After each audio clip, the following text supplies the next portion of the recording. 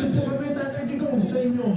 Lagi po kami kasama niyo hanggang sa muli. Hindi po namin kayo iwanan.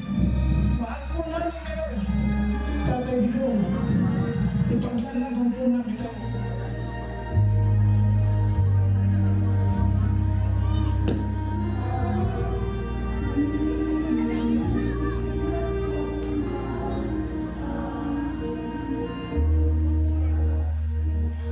Habang inaawit natin, kung alam natin ang awit na ito, sasabay po tayo. Sa mga naglabay ng katuigan, gisulbad mo ang among suliran. Gidasig mo kami ialagaran. Kanunay ka sa among giliran. Giagat mo kami sa kayuhan. Giluwas mo sa daghang pagsulay. Sa panahon sa among kalisdanan, gisaknay mo kami sa imong pagmahal. Sasabihin ko kay Tatay Digong, hindi ka nag-iisa. Nandito kami sa bayan ng Pilipino. Hindi yung sa sumusuporta na humahanga kami sa lahat ng nagawa mo sa sambayan ng Pilipino. Kaso, nag-aampo para sa imuha. And also, Tatay Digong, we are here always to support you po. Hindi po kami tatalikod sa inyo po. Andito lang po kami. Tubay kayong lahat.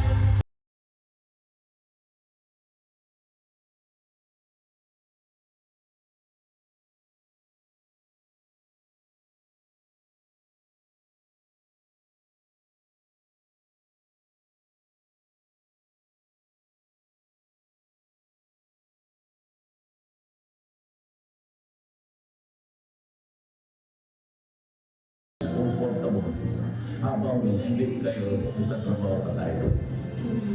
Thank you.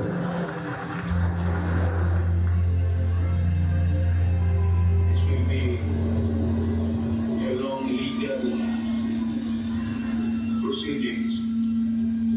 Let me say to you, I will continue to serve the country at so be it. No, ganun na. This is kayo. Salamat. Nanatili po tayo sa mode of prayer para po sa ating mahal na former President Rodrigo Roa Duterte. Dakilang Diyos na makapangyarihan sa lahat, aming Panginoong Hesukristo na may likha ng lahat ng bagay. Maraming salamat sa pagkakataon na inyong ibinigay sa amin. Salamat po Diyos na kami po ay nagkaisa, hindi lamang dito sa Masbate ngayon, kundi buong sanlibutan. Nagtipon-tipon sa bawat siyudad, Luzon, Visayas, Mindanao, sa buong Asia, Europe, Amerika, Canada, lahat ng lugar ngayon nagkaisa at ipinapakita ang pagmamahal sa aming mahal na Presidente Rodi Duterte. Panginoong Diyos, dumadalangin po ang bawat isa sa amin. Lumalapit kami sa iyo, taus-pusong nananalangin o Diyos, sapagkat meron kayong pangako sa bawat isa sa amin.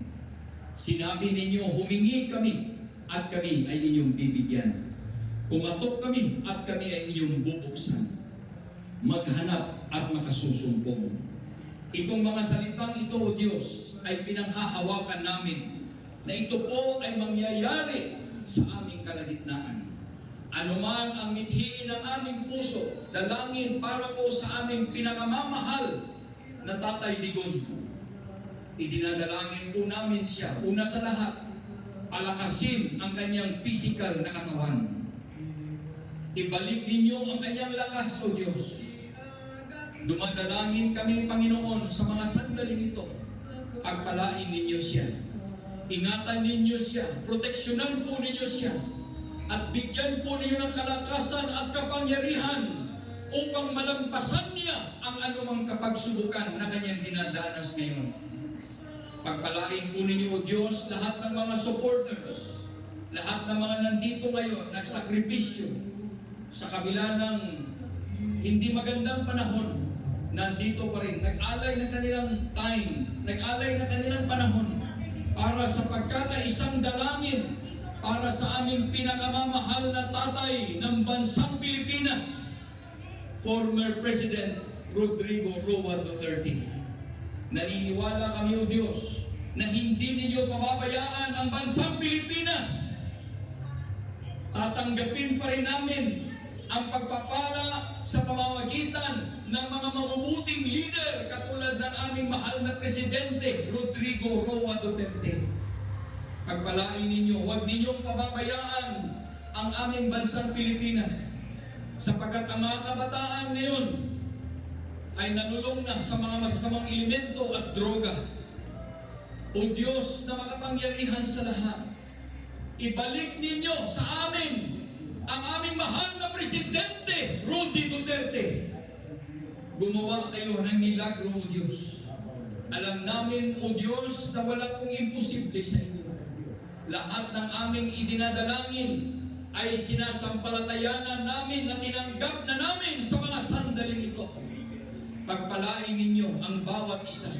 Pagpalain ninyo ang buong Pilipinas, lahat ng mga supporters, lalo na yung mga nandoon sa Netherlands, na itong pagkakaisa namin, ito po ay magiging hudyat na ang aming kasalukuyang Pangulo ngayon ay bibigyan ninyo siya ng pag-iisip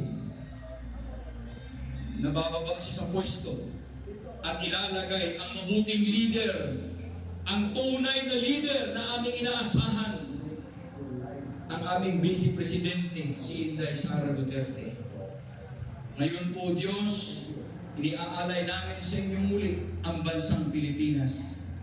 Ang lahat ng ito, ng aming mga dalangin, pagkakaisang dalangin, ang buong papuri, buong pasasalamat, buong kaluwalhatian, Panginoon, ay tanging sa inyong dakilang pangalan lamang.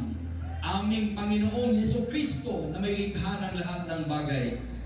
Amen and amen.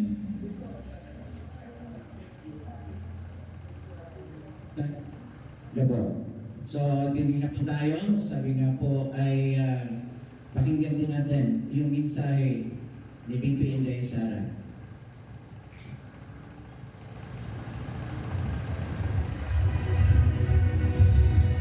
Kanina pa siguro natin yung inasahan para malagay. Mga kababayan, Okay, ano na. aking taus-pusong pasasalamat sa lahat ng mga Pilipino na sumusuporta at nagmamahal kay dating Pangulong Rodrigo Duterte.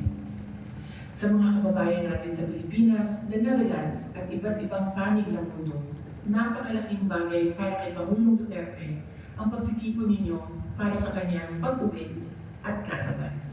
Maraming salamat at napapagaan nito ang mga hamon na hinaharap niya ngayon. Alam din ni Pangulong Duterte na haharapin niya ang ICC na kasama ang lahat ng mga Pilipino sa iba't ibang panig ng mundo, lalo na ang mga kababayan natin sa Pilipinas. Sa kanyang pagdiriwang ng kanyang 80th birthday, huwag natin kalimutan na ipagdasal sa Diyos na sana ay biyayaan pa siya ng mas magandang kalusugan at mas mahabang buhay.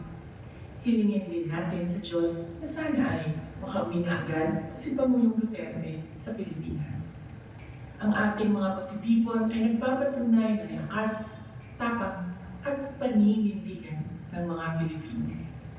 Sana ay magpatuloy din ang inyong suporta at pagmamahal sa ating dating Pangulo hanggang sa darating na halalan ng ating mga senador.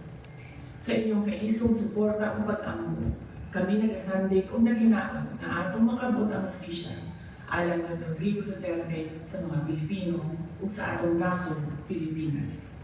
Syukran. Okay po. Maraming salamat. At siyempre, pupunta po yan sa unahan ang birthday celebrant si Ma'am Arlene at si Sis Maribik para sabay-sabay po natin bitbitin niya ang cake at sabay-sabay natin kakantahan. Parang tuloy yung dyan. Naiwan po yung players, kaya tatlo na lang. Okay. So, Sana yung isang birthday. habang Thank you po sa kay Ma'am Carla.